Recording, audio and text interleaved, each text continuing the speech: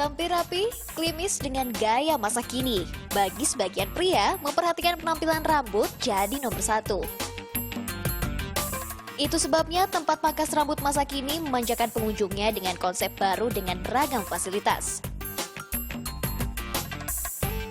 Tak hanya konsep baru, barbershop dengan konsep jadul pun masih bertahan hingga kini.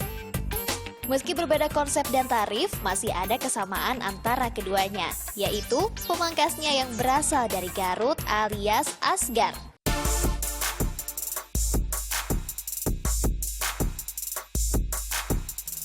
Bagi warga Kampung Pendai, Desa Banyuresmi, Kabupaten Garut, aktivitas memangkas rambut memang sudah berlangsung sejak dahulu. Termasuk bagi Ada Suhada. Berjalan kaki, masuk gang keluar gang, tanpa lelah menawarkan jasa cukur rambut. Profesi tukang cukur digelutinya sejak tahun 1960-an. Di tahun 2011, ia memilih pensiun dan kembali ke Garut dari perantauannya di Bandung. Berbekal peralatan pangkas rambut jadulnya, Ada mulai memangkas. Banyak gaya rambut yang telah dibuatnya, mulai dari gaya klimis hingga potongan cepat. Baginya, profesi tukang cukur adalah profesi yang tak pernah mati. Jasa pangkas rambut selalu dibutuhkan kaum pria. Meski penghasilannya tak seberapa, namun cukup untuk membiayai kebutuhan rumah tangga, sekolah anak, hingga membangun rumah.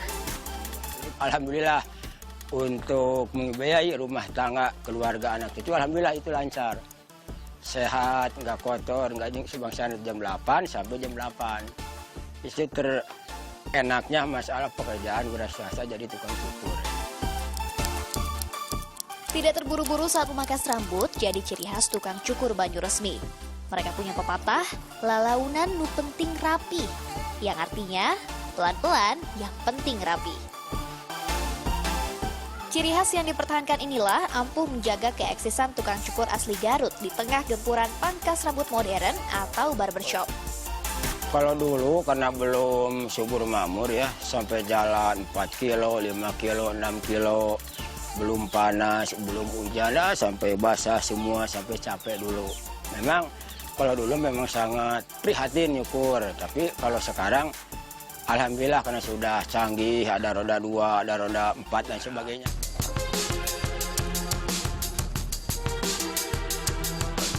Kisah sukses para tukang cukur yang merantau ke kota tak lepas dari cerita para pendahulu mereka yang sukses.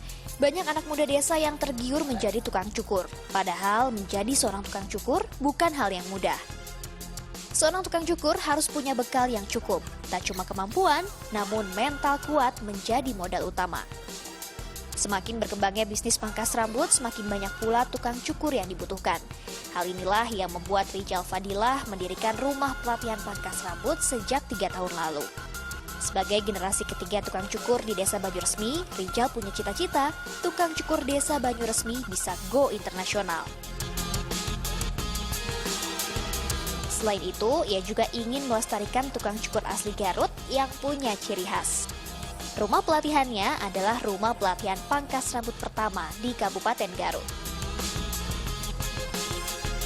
Tukang cukur akan mendapatkan sesuatu nilai plus ketika kita melakukan pelayanan, dari mulai menyapa tamu untuk persilakan duduknya, ketika kita memasangkan selimut bagaimana tata lakunya, bagaimana ketika kita melakukan pemotongan dengan sopan santunnya, itu yang saya ajarkan dari A sampai Z gitu ya. Rijal juga membekali siswa-siswanya cara berkomunikasi yang baik. Selain punya sikap yang baik, menurutnya kemampuan berkomunikasi seorang tukang cukur bisa membantu pelanggan menyesuaikan wajah dan model rambut.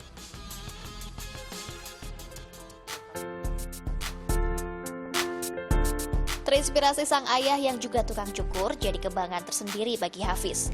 Cita-citanya ingin menjadi tukang cukur seperti sang ayah yang bisa keliling Indonesia.